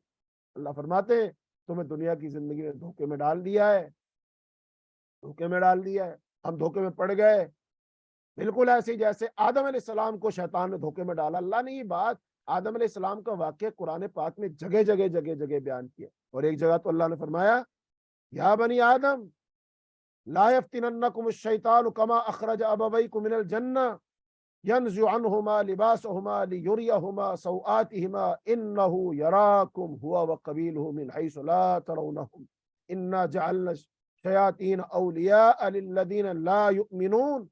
اللہ تعالیٰ نے بنی آدم کو یہ قصہ سنا کر خبردار کیا کہ وہ اپنے دشمن ابلیس کے دام میں گرفتار ہونے سے بچے، اس کے مکر فریب اور چال بازیوں سے وہ ان کو سمجھے اور ان سے بچے۔ وہ فحاشی اور عریانی پر اکساتا ہے، ابلیس اور اس کا قبیلہ انسانوں کو دیکھ سکتا ہے لیکن انسان انہیں نہیں دیکھ سکتے۔ اللہ تعالیٰ نے ایمان نہ لانے والوں کو ابلیس کا دوست کہا ہے۔ اللہ پاک نے تنبیہ نہیں کی، ہوشیار نہیں کیا ہمیں کہ یا بنی آدم، اے اولاد آدم، لا یفتننکم الشیطان، شیطان تمہیں فتنے میں نہ ڈال دے۔ کیسے؟ کما اخرج ابویکم من الجنہ، جیسے اس نے تمہارے باپ کو، تمہارے ماں باپ کو جنت سے نکلوایا تھا۔ خدا کے لیے اللہ کی اس نصیحت کو سمجھو، انسانوں اس بات کو سمجھو، اے امت مسلمہ، اے اہل قرآن، اے حضرت محمد صلی اللہ علیہ وسلم کے ماننے والوں، اس بات کو سمجھ لو کہ شیطان ہمیں بہکا رہا ہے، ہمیں گمراہ کر رہا ہے، دھیرے دھیرے آہستہ آہستہ صراط مستقیم سے ہٹا کر ہمیں دنیا کی طرف مائل کر رہا ہے۔ دنیا ہمارے لیے بڑی بنا دی، دنیا کے لیے جینا اور مرنا ہے، دنیا کے لیے کوششیں کاوشیں. ہم تو اپنے بچوں کو یہ پارٹ ہی نہیں پڑھاتے کہ بیٹا تو نے بڑے ہو کر کیا بننا ہے. اب جو بچہ کہے میں نے ڈاکٹر بننا ہے, میں نے انجینئر بننا ہے, میں نے یہ بننا ہے, میں نے وہ بننا ہے, ہم تھپکی لگاتے ہیں, شاباش کہتے ہیں. اور جو بچہ زیادہ سمجھدار عقل مند ہو ہم پہلے سے طے کر لیتے اس نے یہ بننا وہ بننا ہے. تبھی ہم اس سے کہتے ہیں کہ جو ہمارا سب سے عقل مند سب سے سمجھدار بچہ ہے میں اس کو عالم دین بناؤں گا, میں اس کو اللہ والا بناؤں گا, میں اس کو قرآن پڑھاؤں گا, میں اس کو داعی بناؤں گا, وہ پوری دنیا میں اسلام کی دعوت دے گا. ہم نے سوچا کبھی؟ نہیں سوچا. کیوں نہیں سوچا؟ اس لیے ہم سوچتے ہیں اگر اس کو ہم نے اگر مولوی بنا دیا تو وہ بیچارہ کیا کرے گا, وہ اس کا کیا سٹیٹس ہوگا, اس کا کیا عہدہ ہوگا, لوگ اس کو کس نام سے پکاریں گے. نہ نہ نہ نہ, ہم اپنے بچے کو نہیں بنائیں گے ایسا ویسا. یہ ہماری سوچ ہے, یہ ہماری سوچ کیوں ہے ایسی. اور پھر معاشرے میں کیا ہوتا ہے, جو بچہ آندھا ہے, لنگڑا ہے, لولا ہے, اسکول نہیں پڑھ سکتا, اس کو ہم کیا کہتے ہیں, اس کو حافظ صاحب بنا دو, اس کو قرآن پڑھا دو, یہ مدرسے میں بھیج دو اس کو. سبحان اللہ, یہ ہے انصاف.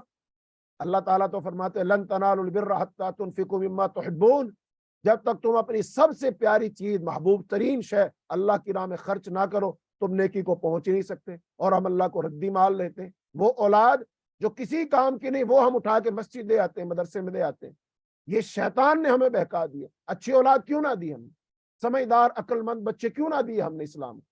وہ پڑھتے, وہ سمجھتے, وہ دین کو صحیح سمجھتے, صحیح پڑھتے, دین ترقی کرتا, وہ لوگوں کو وہ دین اچھے طریقے سے سمجھا پاتے. ایسا ہم نے کیوں نہ کیا؟ کیا وجہ ہے؟ اسی لیے کہ ہم سمجھتے ہیں اس کا مستقبل کوئی نہیں. اور قرآن میں اللہ تعالیٰ کیا فرماتے ہیں, وَمَنْ أَحْسَنُ قَوْلًا مِمَّنْ دَعَا إِلَى اللَّهِ, اس آدمی سے اچھی بات کس کی ہو سکتی ہے جو اللہ کی طرف بلاتا ہے, جو داعی ہے. دنیا میں کوئی تہذیب کی طرف بلا رہا ہے, کوئی ثقافت کی طرف بلا رہا ہے, کوئی کیمسٹری کی, فزکس کی, بایو کی, جیوگرافی, آسمان, بحریات کی طرف بلا رہا ہے, اور ایک بندہ اللہ کی طرف بلا رہا ہے. بتاؤ ان بلانے والوں میں سب سے اچھا کون ہے؟ کس کی بات سب سے اچھی ہے؟ تو سب سے اچھی بات اس کی ہے جو اللہ کی طرف بلا رہا ہے, وہ سب سے اچھا ہے. اللہ سے پوچھ کے دیکھو ان انسانوں میں سب سے زیادہ اچھے کون لوگ ہیں. تو اللہ تو فرماتے ہیں انما یخشی اللہ من عبادہ العلماء, اللہ سے ڈرنے والے صرف علماء ہوتے. سب سے بڑا درجہ ان کا ہے جن کو اللہ نے یہ علم دیا. نبی صلی اللہ علیہ وسلم نے فرمایا ایک عالم کی فضیلت, ایک عالم کی فضیلت ایسے ہے جیسے تمام تاروں میں, آسمان کے تاروں میں چاند کی فضیلت ہوتی ہے. ایسے فضیلت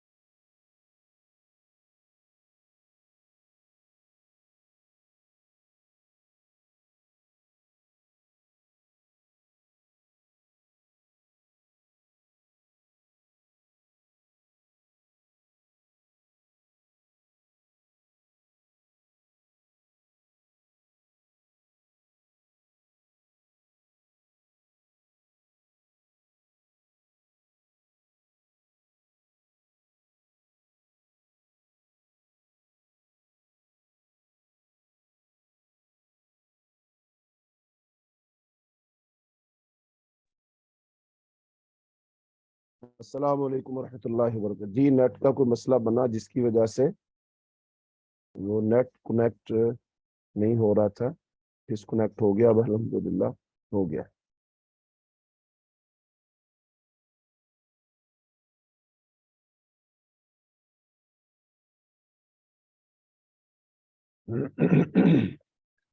جی تو بات یہ ہو رہی تھی کہ علم شیطان جو ہے وہ بہکائے گا, اور اس نے بہکا لیا ہوا ہے.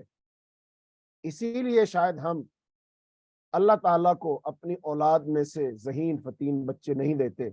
دینا چاہیے, اللہ کو سب سے اچھی چیز دو. تو یہ شیطان آج بھی اسی طرح ہمیں وہ بہکا رہا ہے, وہ ہمیں ان چیزوں کو اہم بنا کے دکھاتا ہے جو اللہ کے نزدیک اہم نہیں ہے. اللہ پاک نے آگے بیان کیا ہے کہ اللہ پاک تو ایک بندے کو بلند کرنا چاہتا ہے اور وہ زمین کی طرف چمٹ رہا ہے. اس کی مثال کتے کی سی ہے. جیسے کتا, اس کو ڈال لو تب بھی نہ ڈالو تب بھی وہ زبان نکال کے ہانپتا رہتا ہے, اور کتے کی صرف اور صرف ضرورت دو چیزیں ہیں. نمبر ایک, کھانا پیٹ بھرنا, اور ایک کتیا کے ساتھ اپنی شہوت کو پورا کرنا. یہ مثال کتے کی اللہ پاک نے دنیا داروں کے ساتھ کی ہے. قرآن پاک میں ہی آگے بات آئے گی. تو بہرحال ہمارا مقصد دنیا نہیں ہے, ہم دنیا کے بندے نہیں ہیں. تو اس لیے اس بات کو سمجھو کہ شیطان ہمارے پیچھے, اور شیطان ہمیں گمراہ کرے گا, تو لہذا ہم نے بچنا ہے. اس لیے بعض دعاؤں کی کتابیں ہوتی ہیں نا, ان میں لکھا ہوتا ہے حسن المسلم. ایک کتاب ہے جو عرب کے ایک عالم نے لکھی, دعاؤں کی کتاب ہے. حسن المسلم کا مطلب ہوتا ہے مسلم کا کلا, کہ کلے میں جیسے بندہ آ جاتا ہے تو محفوظ ہو جاتا ہے. تو انسان بھی اگر اسلام کے حصار میں اگر آ جائے گا, قرآن کے حصار میں آ جائے گا, قرآن کے مطابق عمل کرے گا, پھر شیطان اسے نقصان نہیں پہنچائے گا. تو یہ اللہ تعالیٰ نے واقعہ بیان کر کے آدم کے ساتھ جو ازلی دشمنی ہے ابلیس کی, اللہ نے اس کو بیان کیا, اور مشرکین مکہ کو سمجھایا کہ دیکھو تمہیں شیطان نے نا بہکا دیا ہے, گمراہ کر دیا, سیدھے رستے سے ہٹا دیا ہے. اب اللہ تو ایک, اللہ کا تو کوئی شریک نہیں, لیکن تم نے 360 بت بنا لیے نا. یہ کیوں بنائے؟ یہ شیطان نے بنائے. ابھی جو بت پرستی کا آغاز ہے, یہ انشاءاللہ الرحمن ہم آگے جب جائیں گے نا تو سورہ نوح آئے گی, تو سورہ نوح کے ضمن میں انشاءاللہ یہ بت پرستی کا آغاز پوری دنیا میں کیسے ہوا, وہ عرب میں ہو یا عجم میں ہو, ہندوستان میں ہو یا ہندوستان کے علاوہ ہو, بت پرستی کا آغاز کیسے ہوا, یہ بت کیسے بنے, کیوں کر بنے, اس کے پیچھے بھی شیطان کی چال تھی. یہ شیطان نے وسوسے کر کے انسانوں سے بت بنوا لیے, اور تصورات بڑے اچھے اچھے دیے. جیسے یہاں آدم علیہ السلام کہہ رہا تھا نا, میں تمہارا خیر خواہ ہوں, میں تو تمہاری بھلائی چاہتا ہوں, یہ کھا لینے سے تم ہمیشہ جنت میں رہو گے, تم فرشتے بن جاؤ گے, وغیرہ وغیرہ. تو یہ سب شیطانی جال ہے, مکر ہے, فریب ہے. اس لیے میں آپ سب کو نصیحت کرتا ہوں کہ 2-3 کتابیں ہیں, ان کو زندگی میں ضرور پڑھو, اور ہو سکے تو ان کو اپنے گھر لا کر رکھو, اور ان کو ہر روز پڑھا کرو. نمبر 1 کتاب ہے علامہ ابن جوزی رحمۃ اللہ علیہ, کتاب ہے تلبیس ابلیس, ابلیس کی چالیں. انہوں نے قرآن و حدیث کی روشنی سے اس بات کو سمجھایا ہے کہ شیطان عوام الناس کو کیسے گمراہ کرتا ہے, علماء کو کیسے گمراہ کرتا ہے, عبادت گزاروں کو کیسے گمراہ کرتا ہے, حکمرانوں کو کیسے گمراہ کرتا ہے, طالب علم کو کیسے گمراہ کرتا ہے. سارے طبقہ ہائے زندگی کے لوگوں کو الگ الگ گمراہ کرنے کے طریقے شیطان کے, اور انہوں نے وہ بیان کی.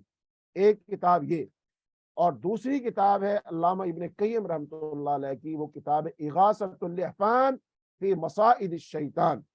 اس کتاب میں بھی شیطان کی جتنی چال بازی ہیں, وہ کیسے کیسے ایک انسان کو گمراہ کرتا ہے, کیسے کیسے تانے بانے بنتا ہے, کیسے کیسے سبز بھاگ دکھاتا ہے, یہ انہوں نے اس کے اندر لکھا ہے. اور تیسری کتاب ہے علامہ ابن تیمیہ, کتاب ہے الفرقان بین اولیاء الرحمن و اولیاء الشیطان, کہ شیطان کے دوستوں اور رحمان کے دوستوں میں فرق کرنے والی چیز. یہ 3 کتابیں ہو گئی. اور ایک کتاب ہے علامہ ابن قیم رحمۃ اللہ علیہ کی دوائے شافی, دوائے شافی. یہ 4 کتابیں میں نصیحت کرتا ہوں آپ سب کو کہ یہ کتابیں ضرور لاؤ, اور ان کتابوں کو ضرور پڑھو. آپ کو سمجھ آئے گی शैतान हमारा कितना बड़ा दुश्मन है और शैतान के पास कितने इख्तियारात हैं कि शैतान किस किस शक्ल में आकर कैसे कैसे नेकी के झांसे देकर हमसे गुनाह करवाता है। तो शैतान की चालबाजियां क्या है, शैतान के हथकंडे क्या है, ये हमें समझना चाहिए, क्योंकि शैतान हमारा सबसे बड़ा दुश्मन है। जैसे दुनिया में अभी कोरोना आया था ना, कोरोना के बारे में इतनी तहकीकात आई, लोगों ने बताया कि एहतियाती तदाबीर हैं, ये अपनाओ, ये अपनाओ, ये करो, वो करो, फासला करो, मास्क पहनो और सैनिटाइज करो अपने आप को, और फिर अगर कुछ हो जाए तो फिर अपने आप को करंटीना कर लो, वगैरह वगैरह। तो ये एहतियात के पेश नजर किया ना, ताकि हम इससे बच सकें। अच्छा, फर्ज कर लो किसी शख्स को कोरोना हो गया और उसमें मुब्तला हो गया, ज्यादा से ज्यादा क्या होगा, मौत हो जाएगी। तो मौत हो जाएगी, मौत तो बिलाखिर आनी आनी। ये इतना बड़ा नुकसान नहीं है जितना बड़ा नुकसान शैतान तुम्हें दे। अब शैतान किस किस तरीके से हमें गुमराह कर सकता है, बहका सकता है, फुसला सकता है, जन्नत से निकलवा के जहन्नम में ले जा सकता है। कोरोना से 1000 गुना ज्यादा हमें इस बार मुहतात होना चाहिए, क्योंकि जो बंदा शैतान के पीछे लगकर गुमराह हो गया और वो मर गया, मरने के बाद हमेशा की हलाकत और तबाही उसका मुकद्दर बन जाएगी। तो इसका बड़ा नुकसान है, ये बड़ा नुकसान हो जाएगा इंसान के। इस बात को जहन नशीन करना चाहिए। तो लिहाजा जहां हम दुनियावी उलूम हासिल करते हैं वहां पर हमें ये इल्म भी हासिल करना चाहिए। दोबारा बात लंबी हो गई। इसके बाद सूरह आराफ में मुतकब्बिर क़यादत जो थी, तकब्बुर करने वाली जो क़यादत थी, अब मुशरिकीन मक्का जो नबी सल्लल्लाहु अलैहि वसल्लम को कुछ भी नहीं समझते थे और अपने आप को बहुत बड़ा समझते थे, तो उनके रवैयों की निशानदेही की गई है और इन्हीं की वजह से फिर उन कौमों को हलाक किया गया। तो अल्लाह ताला की आयात को मुतकब्बिराना रवैयों से मुस्तरद करके झुटला देने वाली मुजरिम की आदत को साफ साफ बता दिया गया कि वो हरगिज़ जन्नत में दाखिल नहीं होंगे। फरमाया आयत नंबर 40 में, इन्नल्लज़ीना कज़्ज़बू बिआयातिना वस्तकबरू अन्हा ला तुफ़त्तहु लहुम अबवाबुस समा वला यदखुलूनल जन्नह हत्ता यलिजल जमलु फी सम्मिल खयात व कज़ालिका नज्ज़िल मुजरिमीन। अब तकब्बुर क्या होता है? तकब्बुर तकब्बुर ये होता है, दो बातें जिसके अंदर। नंबर एक, बतलुल हक व गमतुन नास, हक को झुटलाना, लोगों को हकीर जानना, ये तकब्बुर। ये तकब्बुर की तारीफ की गई रसूलुल्लाह सल्लल्लाहु अलैहि वसल्लम। अच्छा, अब एक बंदा वैसे बड़ा मासूम सा है, गर्दन झुका के चलता है, कभी उसने चींटी तक नहीं मारी, कोई ऊंची आवाज में कभी नहीं बोला, हम समझते हैं ये बहुत मासूम आदमी, बड़ा भला मानस आदमी। अच्छा, अब आप इसको बताएं, अल्लाह पाक ने ये बात इरशाद फरमाई, ये काम मत करो। अब ये मासूम आदमी, झुकी हुई गर्दन, झुकी हुई नजरें, आवाज नहीं तो नजार है, मक्खी तक इसने नहीं मारी है, आज तक किसी को तकलीफ नहीं दी, लेकिन अल्लाह की बात मान के नहीं रही। आप उसको हदीस सुनाओ, हदीस में आता है ये काम मत करो, 1000 दफा हदीसें सुना दो, 1000 दफा कुरान की आयतें सुना दो, मान कर ही नहीं देगा, मानेगा ही नहीं। आपकी नजर में ये बंदा बड़ा भला मानस है, लेकिन ये मुतकब्बिर आदमी है, क्योंकि ये कुरान और हदीस हक है और ये हक को झुकला रहा है। तो ये कहां का भला मानस आदमी? तुम इसकी जाहिरी हालत को देख रहे हो, इसके बातिन को देखो, अल्लाह से पूछ के देखो ये कितना बुरा आदमी है। क्यों? ये अल्लाह की बात को झुटला रहा है, ये कुरान और हदीस की बात को झुटला रहा है। चाहिए तो ये था, जब कुरान की आयत सुनाई जाती, रसूलुल्लाह सल्लल्लाहु अलैहि वसल्लम की सही हदीस सुनाई जाती, ये फौरन उसको मान लेता, उसके सामने अपने आप को सरेंडर कर देता, हाथ उठा देता कि बस अल्लाह की बात, अल्लाह के रसूल की बात आ गई, खत्म, मैं बात मानूंगा। और दूसरा, लोगों को हकीर जानना। हकीर जानने का मतलब क्या होता है? जैसे नबी सल्लल्लाहु अलैहि वसल्लम लोगों को समझाते थे ना, बड़े बड़े सरदारों को, आप ताइफ में गए, लोगों ने कहा अच्छा तुम पैगंबर हो, तुम अल्लाह के रसूल हो, तुम्हारे पास वही आती है? अच्छा, फिर हम पर वही क्यों नहीं आई? ताकतवर हमें, मालदार हमें, सरदार हमें, बड़े हमें, अब तू हमें समझाएगा? ये तकब्बुर है, यानी कि उसकी जात को देखकर बात कबूल करना कि इसकी जात बहुत छोटी है, इसकी सही बात को मैं कबूल नहीं करूंगा, चूंकि मेरे लेवल का बंदा नहीं है, और अगर मैंने इस छोटे की बात मानी तो छोटा बड़ा बन जाएगा और मैं बड़ा होने के बावजूद छोटा बन जाऊंगा। ये तकब्बुर की अलामत। लोगों को हकीर जानना, تو یہ رویے تو آج عام ہے، تو یہ تو تکبر ہے۔ لہذا تکبر سے پناہ مانگے۔ نبی صلی اللہ علیہ وسلم کیا فرمایا؟ اللہ فرماتے الکبریاء ردائی، بڑائی تکبر میری چادر ہے، من جربہ عذبتہ، جو میری چادر کو کھینچے گا میں اس کو عذاب دوں گا۔ اس لیے تکبر والا رویہ چھوڑ دو، وہ مرد ہے یا عورت، چھوٹا ہے یا بڑا، امیر ہے یا غریب، حکمران ہے یا غلام، جب اس کے سامنے قرآن و حدیث کی بات پیش کی جائے، حق بات پیش کی جائے، اس کو چاہیے اس کو قبول کر لے۔ اگر اس کو جھٹلائے گا اور پھر وہ جو بات کہنے والا شخص ہے اس کو حقیر سمجھے گا تو سمجھ لیجئے اس شخص کے اندر تکبر ہے، اور متکبر لوگوں کو اللہ پسند نہیں کرتا۔ یہ بات یہاں پر سمجھائی گئی کہ مکے والوں، یہ تکبر چھوڑ دو اور اس رسول کی بات مان لو، وگرنہ جیسے اونٹ سوئی جو ہوتی ہے نا، سوئی اس کا جو سوراخ ہوتا ہے دھاگا ڈالتے، جیسے اس سوئی کے نکے میں اونٹ داخل نہیں ہو سکتا، ایسے متکبر آدمی جنت میں داخل نہیں ہو سکتا، ناممکن ہے۔ پھر قوم سمود کی کافر قیادت بھی متکبر تھی اور عام لوگوں کو دبا کر رکھتی تھی۔ یہ کمزور لوگ ہر قسم کے دباؤ کے باوجود حضرت صالح پر ایمان لے آئے۔ پھر قوم شعیب کی کافر قیادت بھی متکبر تھی، انہوں نے حضرت شعیب علیہ السلام اور ان کے مومن ساتھیوں کو جلا وطنی کی دھمکی دی اور کہا آپ کے سامنے صرف دو راستے، جلا وطنی یا پھر آپ کو دوبارہ ہمارا مذہب اختیار کرنا پڑے گا، ہماری تہذیب، ہماری ثقافت، ہمارا قانون، ہمارے قاعدے، ہمارا نظام، اس کے خلاف بات نہیں کر سکو گے، اگر بات کرو گے نکال دیے جاؤ گے۔ یہ ہوتا تکبر۔ آج بھی دنیا میں یہی مسئلہ ہے، اللہ کی حاکمیت کی بات کرو، اللہ کی توحید کی بات کرو، اسلام کو بطور نظام اپنانے کی بات کرو، لوگ ایسے گردن اٹھا کر دیکھتے ہیں یہ کون بات کر رہا ہے، کیونکہ وہ اپنے آپ کو چیلنج سمجھتے ہیں۔ وہ سمجھتے ہیں اگر یہ اپنا نظام کھڑا کرنا چاہتا ہے تو ہمارے نظام کے مد مقابل نظام بنانا چاہتا ہے۔ ہاں یہ بات ٹھیک ہے، اسلام دنیا میں جتنے نظام ہیں ان کے مقابلے میں ایک نظام ہے، اور نظام اسلام کا نظام چاہتا ہے کہ اس نظام کے ذریعے سے باقی سارے نظاموں کو شکست دی جائے۔ یہ اللہ کی منشا ہے، اللہ کی مرضی ہے۔ اللہ حق کو باطل پر دے مارنا چاہتا ہے تاکہ حق حق ہو جائے اور باطل باطل ہو جائے۔ کاش کہ ہم اللہ کے بندے، ہم اللہ کی بندیاں، ہم اللہ کی اس منشا کو سمجھیں۔ اللہ یہی چاہتا ہے۔ پھر اس کے بعد حضرت شعیب علیہ السلام نے بنیادی مذہبی حقوق کی دعائی دی، پوچھا کیا تم لوگ ہماری ناگواری کے باوجود اپنا باطل اور مشرکانہ مذہب ہم پر مسلط کرو گے؟ انہوں نے کہا ہاں کریں گے، ہماری مرضی ہے، دنیا میں حکومت ہماری ہے۔ آج بھی دنیا میں ورلڈ آرڈر چلانا چاہتے ہیں بعض ملک، وہ چاہتے ہیں پوری دنیا میں ہماری مرضی چلے، جو ہم کہیں وہ ہو، اس کے علاوہ کوئی کچھ نہ ہو۔ اس کا مطلب یہ سارے لوگ مل کر ایک طاغوت بن رہے ہیں جو اللہ کے مد مقابل ہے۔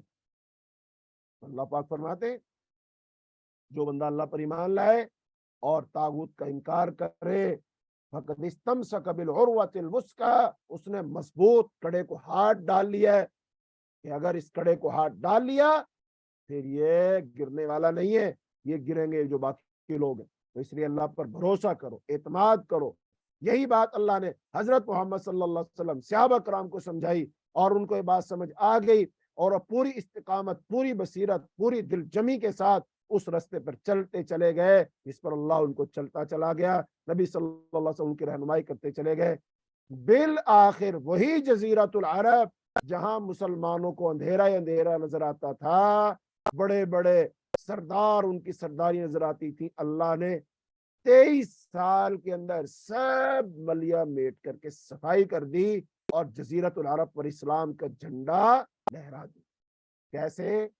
کیونکہ اللہ کی رہنمائی میں انہوں نے کام کیا تھا۔ تو اللہ یہی چاہتے ہیں آج بھی دنیا میں کفر اور کافر جتنے مرضی طاقتور ہیں، جتنے مرضی پیسے والے ہیں، جتنے بڑے ان کے پاس افواج اور وسائل اور ملک اور سلطنتیں اور قوتیں، اور آج کے لحاظ سے ایٹم بم اور ٹیکنالوجی اور فائٹر طیارے آپ دوزر سب کچھ ہو، لیکن اللہ سے بڑا کوئی نہیں۔ وہ اللہ پلس والا فارمولا میں نے آپ کو بتایا تھا، اس کو جس کے مرضی مد مقابل کھڑے ہو کے اپلائی کر دو۔ اللہ پلس فارمولا کہ میرے ساتھ اللہ ہے، اللہ سب سے بڑا ہے، اللہ سب سے طاقتور ہے، اور اللہ ہر چیز پر قادر ہے۔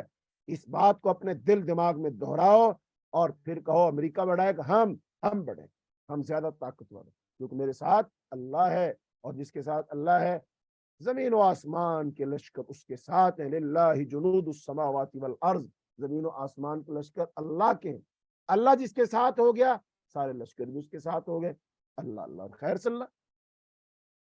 اس کے بعد سورہ اعراف میں مختلف انبیاء کی دعوت الوہیت کا تذکرہ ہے۔ دیکھیں دنیا میں نا کافر جو بھی ہیں وہ اللہ تعالیٰ کی ربوبیت کو مان لیتے ہیں، اللہ تعالیٰ کی الوہیت کو نہیں مانتے۔ مسئلہ الوہیت کا، یہ بات سمجھ لیں۔ اس لیے قرآن میں جو ہم کلمہ پڑھاتے ہیں کسی بھی غیر مسلم کو، جو مسلمان ہوتا ہے کلمہ کیا پڑھاتے ہیں؟ لا الہ الا اللہ۔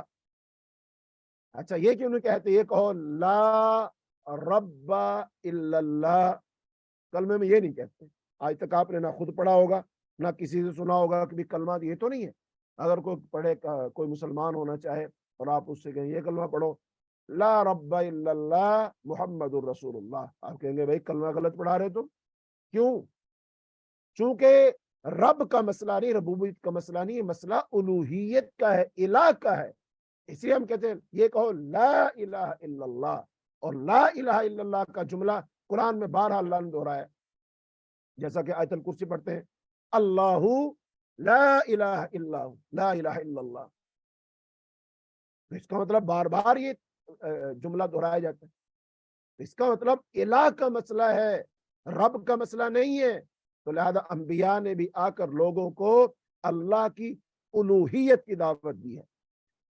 تو سورہ اعراف سے یہ بات بھی واضح ہوتی ہے، تمام انبیاء نے سب سے پہلے لوگوں کو توحید کی دعوت دی، اللہ ہی کی عبادت کرو، اس کے علاوہ کوئی اور الہ نہیں ہے۔ حضرت نوح نے اپنی قوم کو توحید کی دعوت دی، دعوت الوہیت۔ فرمایا لقد ارسلنا نوحا الى قومه فقال یا قوم اعبدوا اللہ ما لکم من الہ غیرہ، کہ کوئی الہ نہیں اس کے سوا۔ پھر حضرت ہود نے بھی یہ کہا وَإِلَىٰ عَادٍ أَخَاهُمْ هُودًا قَالَ يَا قَوْمِ اعْبُدُوا اللَّهَ مَا لَكُمْ مِنْ إِلَٰهٍ غَيْرُهُ، الہ غیر انہوں نے بھی کہا۔ پھر حضرت صالح علیہ السلام نے بھی یہ کہا إِلَىٰ ثَمُودَ أَخَاهُمْ صَالِحًا قَالَ يَا قَوْمِ اعْبُدُوا اللَّهَ مَا لَكُمْ مِنْ إِلَٰهٍ غَيْرُهُ۔ پھر حضرت شعیب علیہ السلام نے بھی اپنی قوم کو توحید الوہیت کی دعوت دی۔ آیت نمبر 85 میں فرمایا وَإِلَىٰ مَدْيَنَ أَخَاهُمْ شُعَيْبًا قَالَ يَا قَوْمِ اعْبُدُوا اللَّهَ مَا لَكُمْ مِنْ إِلَٰهٍ غَيْرُهُ۔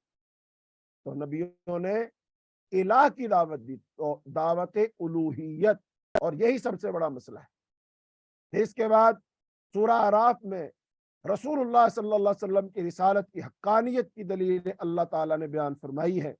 تو نبی امی حضرت محمد صلی اللہ علیہ وسلم پر ایمان لانے کے لیے آپ کی حقانیت کی تاریخی اور عملی اور واقعاتی دلیلوں پر غور و فکر سے کام لینے کی ضرورت ہے۔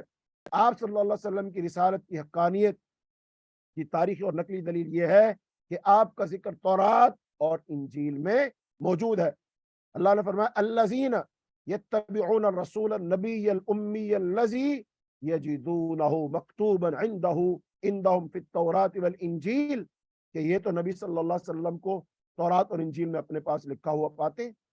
تو آپ کی حقانیت کی عملی اور واقعیت دلیل یہ ہے کہ آپ نیکی کا حکم دیتے ہیں اور برائی سے روکتے ہیں، پاک چیزوں کو حلال اور ناپاک چیزوں کو حرام ٹھہراتے ہیں، سماجی اور معاشی عدل و انصاف کے لمبردار ہیں، غلط عقائد و اوہام کے بوجھ اسر کو لوگوں کی پیٹھوں سے اتارتے ہیں، توحید کی صاف اور شفاف راہ پر گامزن ہو کر دوسروں کو بھی اسی راہ پر چلانا چاہتے ہیں، شرک، بدعت، استحصال اور ظلم و زیادتی کے پھندوں سے انسانیت کو نجات دے کر آزاد کرنا چاہتے ہیں۔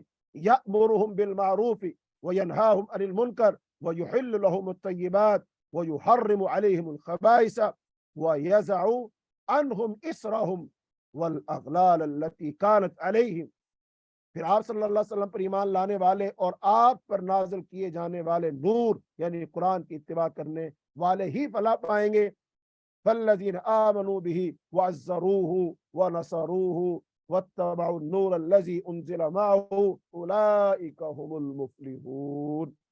رسول اللہ صلی اللہ علیہ وسلم کو حکم دیا گیا کہ وہ اپنی عالمگیر رسالت کا اعلان اظہار کرے کہ وہ زندگی اور موت کا اختیار رکھنے والے مالک अर्ज़ व समा के सरकारी नुमाइंदा हैं। तमाम इंसानों को बशमूल मुशरिकीन मक्का और बनी इसराइल अल्लाह और उसके उम्मी नबी पर ईमान लाने की दावत दी गई है। कुल या अय्युहन्नास इन्नी रसूलुल्लाहि इलैकुम जमीआ अल्लज़ी लहू मुल्कुस समावाति वल अर्ज़ ला इलाहा इल्ला हुवा युहयी व युमीत फआमिनू बिल्लाहि व रसूलिहि नबिय्यिल उम्मी। तो ये सारे लोगों को दावत दी गई, ए लोगों। अब यहाँ पर ये नहीं कहा गया ए मुशरिकीन मक्का, ये नहीं कहा गया ए यहूदियों, ये नहीं कहा गया ए नसारा, ये नहीं कहा गया ए मुसलमानों, बल्कि कहा या यूहन्नास, ए लोगों। तो सारी दुनिया के लोगों से खिताब है। फरमा इन्नी रसूलुल्लाह इलैकुम जमीआ, मैं तुम सब की तरफ अल्लाह का रसूल हूँ, उस अल्लाह की तरफ से लहू मुल्कुस समावाति वल अर्ज़, जिसके लिए जमीन आसमान की बादशाही है। ला इलाहा इल्ला हू, जिसके सिवा कोई इबादत के लायक नहीं। युहयी व युमीत, वो जिंदा करता है, वो मारता है। फआमिनू बिल्लाहि व रसूलिही, बस ईमान लाओ अल्लाह पर, उसके रसूल पर। और रसूल की दो सिफतें बताए, अन्नबीयुल उम्मी, जो उम्मी नबी है। तो बहरहाल बनी इसराइल के वाक़यात हों या इन तमाम अक़वाम के हालात व वाक़यात हों या हज़रत आदम अलैहिस्सलाम और इब्लीस की जो का वाक़या हो, इन सारे वाक़यात को बयान करने का एक मकसद था कि मुशरिकीन मक्का को नबी सल्लल्लाहु अलैहि वसल्लम की रिसालत की दावत दी जाए कि अल्लाह के रसूल की रिसालत को मानो, तस्लीम करो, ईमान लाओ। और इसके साथ साथ हम लोगों के लिए और क़यामत तक के आने वाले इंसानों के लिए जो इस कुरान को मानेंगे या इस कुरान को नहीं मानेंगे, उन सब के लिए यही दावत है कि हज़रत मोहम्मद सल्लल्लाहु अलैहि वसल्लम अल्लाह के आखिरी रसूल हैं, लिहाजा उनकी इत्तिबा करो, उनकी पैरवी करो, उनकी रिसालत को मानो, उन पर नाज़िल होने वाली किताब को और उस किताब में जो अहकामात है हलाल और हराम से मुतालिक है, सब को तस्लीम करो। तो जो बंदा भी क़यामत तक इस असूल पर कारबंद रहेगा और पूरा उतरेगा, अल्लाह ताला उसको सुरखुरू करेगा। कैसे? जैसे नूह अलैहिस्सलाम पर ईमान लाने वालों को अल्लाह ने सुरखुरू किया, बाकी को हलाक किया।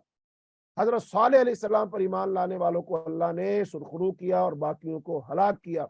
कौम लूत में से लूत अलैहिस्सलाम पर ईमान लाने वालों को अल्लाह ने सुरखुरू और कामयाब किया, बाकी सबको हलाक किया। अला हाज़िल क़ियास दीगर अंबिया, और यही असूल आज है।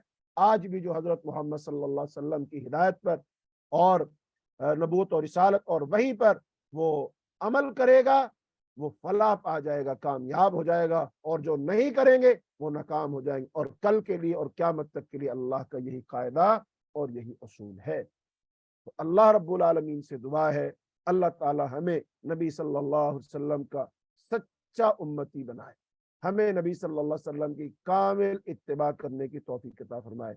नबी सल्लल्लाहु अलैहि वसल्लम हमें नबी सल्लल्लाहु अलैहि वसल्लम की अल्लाह ताला कामिल पैरवी करने की तौफीक अता फरमाए। अल्लाह हर किस्म की मुखालफत से हमें महफूज रखे। अल्लाह हर किस्म के शिर्क से, कुफर से, बिदात से अल्लाह हमको बचाए। अल्लाह हमें दुनिया का बंदा नहीं, अल्लाह हमें आखिरत का बंदा बनाए। अल्लाह हमें अपनी ज़ात का अल्लाह इल्म अता फरमाए। अल्लाह अपनी हकीकी सच्ची मार्फत हमें अता फरमाए। अल्लाह हमारी दुनिया को भी अच्छा कर दे, अल्लाह हमारी आखिरत को भी अच्छा कर दे। अल्लाहुम्मा इन्ना नस्अलुकल जन्नतल फिरदौस, अल्लाहुम्मा इन्ना नस्अलुकल जन्नतल फिरदौस, अल्लाहुम्मा इन्ना नऊज़ु बिका मिन अज़ाबिन नार, अल्लाहुम्मा इन्ना नस्अलुकल हुदा वत्तुका वल अफ़ाफ़ वल गिना, अल्लाहुम्मा इन्ना नस्अलुकल हुदा वत्तुका वल अफ़ाफ़ वल गिना, अल्लाहुम्मा अहदिना फ़ीमन हदैत व आफ़िना फ़ीमन आफ़ैत व तवल्लना फ़ीमन तवल्लैत व बारिक लना फ़ीमा आतैत वक़िना शर्र मा क़ज़ैत फ़इन्नक तक़ज़ी वला युक़ज़ा अलैक इन्नहु ला यज़िल्लु मन वालैत वला यइज़्ज़ु मन आदैत तबारकत रब्बना व तआलैत व सल्लल्लाहु तआला अला खैरि खल्क़िही मुहम्मदिन व अला आलिही व अस्हाबिही अजमईन बिरहमतिक या अरहमर राहिमीन।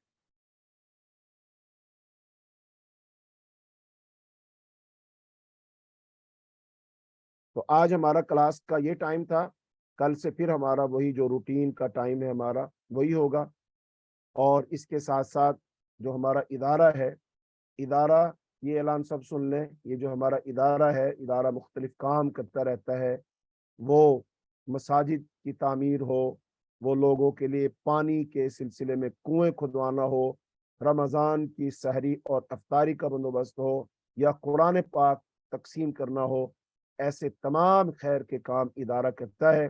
تو آپ تمام بہنوں سے یہ گزارش کی جاتی ہے کہ اپنے صدقات سے، خیرات سے، زکوٰۃ سے ادارے کے ساتھ تعاون کریں، تاکہ آپ کا دیا ہوا پیسہ ان مستحقین تک پہنچ جائے جو اس کے اصل حقدار ہیں۔